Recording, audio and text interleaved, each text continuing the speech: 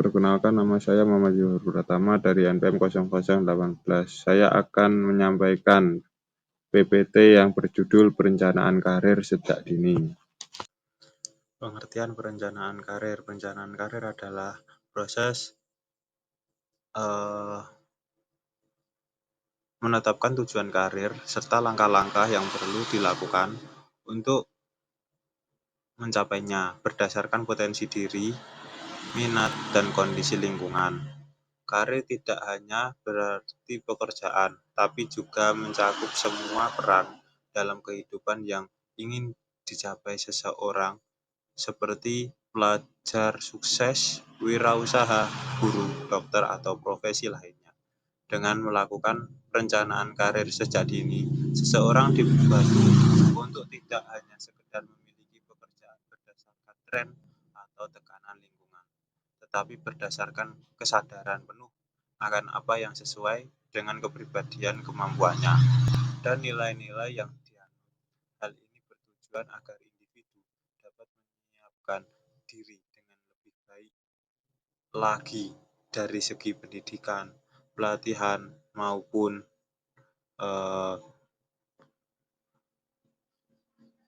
minat, bakat mungkin, dan memiliki keinginan yang opsional dalam menghadapi tantangan dunia kerja yang semakin kompleks dan kompetitif. Langkah-langkah perencanaan karir. Yang pertama, kenali diri sendiri. Kenali diri sendiri ini dimaksudkan seperti kayak aku nih bisa apa toh gitu. Aku nih eh, punya bakat yang gimana sih gitu loh. Jadi fleksibel gitu. Kamu maunya kayak gini. Misal nih aku eh, punya bakat yang bermain bola. Aku punya bakat bermain bola gitu. Ya udah, berarti minat aku tuh dia mana? Di bermain bola itu. Ya udah, aku belajar main bola. Terus nanti kalau udah main bola bisa lanjut tahap selanjutnya kayak lomba-lomba gitu, olimpiade. Terus bagaimana kepribadian saya dan nilai-nilai hidup saya. Tuh, banyak banget orang-orang di luar sana yang kepribadian dan nilai-nilai hidupnya itu tergantung kepada bakat dan minat mereka. Jadi bisa diartikan bahwa minat dan bakat dari seseorang itu bisa tumbuh ketika sudah menjadi suatu pekerjaan yang tetap. Contohnya kayak pemain bola gitu. Dia kan kita lihat Lionel Messi, Ronaldo, mereka bermain bola. Awalnya mereka itu cuma buat senang-senang dan akhirnya apa? Terkenal. eh, Banyak klub-klub besar yang siapa sih yang nggak mau eh, dua orang ini tuh menjadikan klub tersebut juara. Yang kedua ada eksplorasi informasi karir, jenis-jenis profesi dan bidang pekerjaan. Nah, jenis-jenis profesi dan bidang pekerjaan ini banyak ya teman-teman. Bisa dari dokter, jadi konseling bisa, tergantung kalian maunya di mana. Jurusan dan bidang studi di perguruan tinggi. Ini kalau kalian udah kuliah, kalian mau ke jenjang ke prodi mana? Kalau saya kan di prodi bimbingan konseling. Kualifikasi yang dibutuhkan, peluang kerja di masa depan.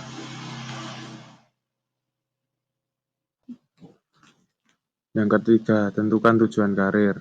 Yang pertama ada jangka pendek. Contoh, saya ingin masuk jurusan IPA, IPS, atau teknik. Yang kedua ada jangka menengah. Seperti contohnya, saya ingin kuliah di jurusan yang saya pilih.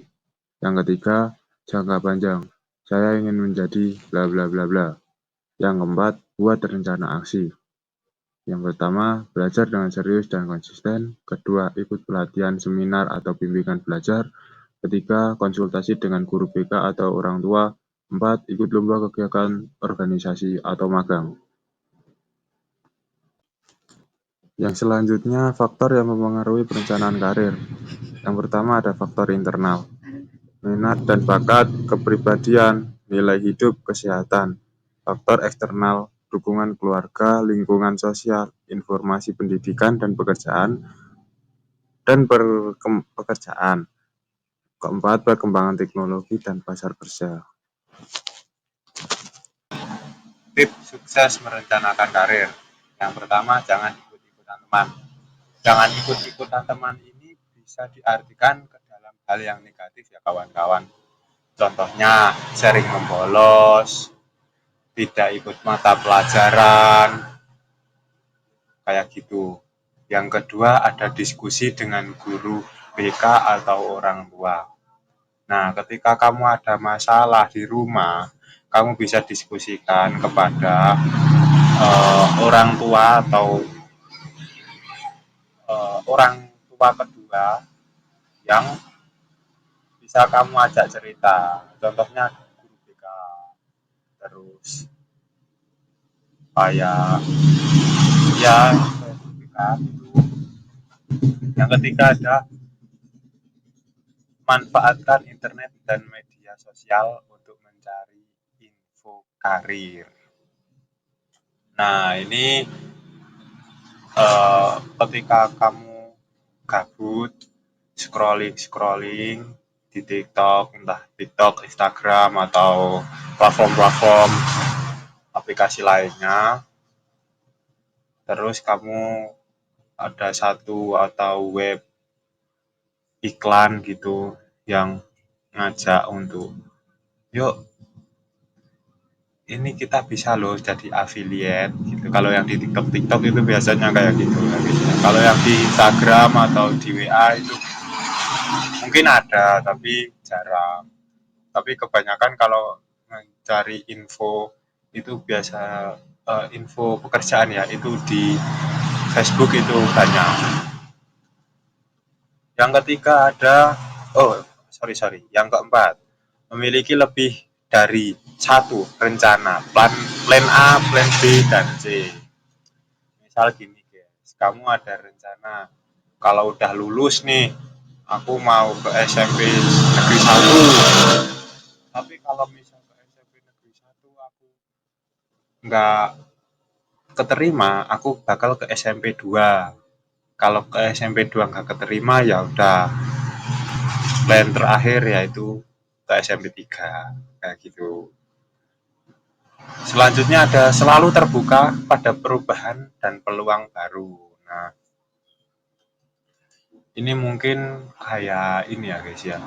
Kalau menurut saya itu peluang baru nih kalau sak ngertiku ya ya udah kamu kayak ikut organisasi di sekolah ya, ikut organisasi di sekolah atau di kampus itu kan bakalan menjadi hal yang membuat hidup kamu itu berwarna gitu loh guys. Dan selanjutnya ada pilih jurusan dan bidang studi yang selaras dengan tujuan karir. Nah ini mungkin gini ya, kalau saya jurusan bimbingan konseling, ya kan. Bidangnya apa kalau bimbingan konseling? Berarti kita akan eh, menanyakan hal-hal yang kayak contohnya menanyakan hal-hal pada murid-murid yang bermasalah atau lagi ada masalah gitu. Contohnya kayak kamu lagi kenapa atau enggak nah, kamu wah kalau enggak dia yang nanya kok kenapa kamu kesini ada masalah apa coba bisa cerita atau gimana gitu.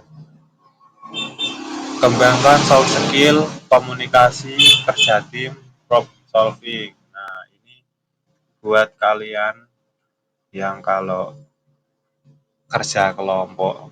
Nah, ini harus ada yang pertama itu soft skill. Komunikasi juga penting. Komunikasi antar teman kelompok. Nah, itu penting banget. Kerja tim itu kalian juga berguna dalam kelompok kalian. Gitu. Oke. Problem solving ini kayaknya kalau ada masalah dalam kelompok ya udah gimana caranya kita menyelesaikan masalah tersebut gitu. Dan terakhir, kuasai juga hard skill yang relevan, teknologi, bahasa asing, dan lain-lain. Nah, kalau kalian ingin punya skill, ya kan, atau bahasa yang nggak cuma bahasa Indonesia doang. Nah, misal nih kalau kalian nggak mau punya bahasa yang cuma satu doang, kalau kalian ingin menguasai bahasa yang cuma lebih dari satu bisa belajar sama ahlinya ya guys ya. misal bahasa asing, ingin bahasa Inggris atau bahasa Jepang, dan lain-lain, kalian bisa belajar sama ahlinya gitu. Oke, lanjut. Dan yang terakhir ada penutup. Seperti perencanaan karir sejak dini, bukan berarti harus tahu secara pasti masa depanmu, tetapi membuatmu lebih siap, lebih terarah, dan lebih percaya diri dalam mengambil keputusan hidup. Semakin awal kamu mengenali dirimu, semakin besar peluangmu untuk sukses di masa depan.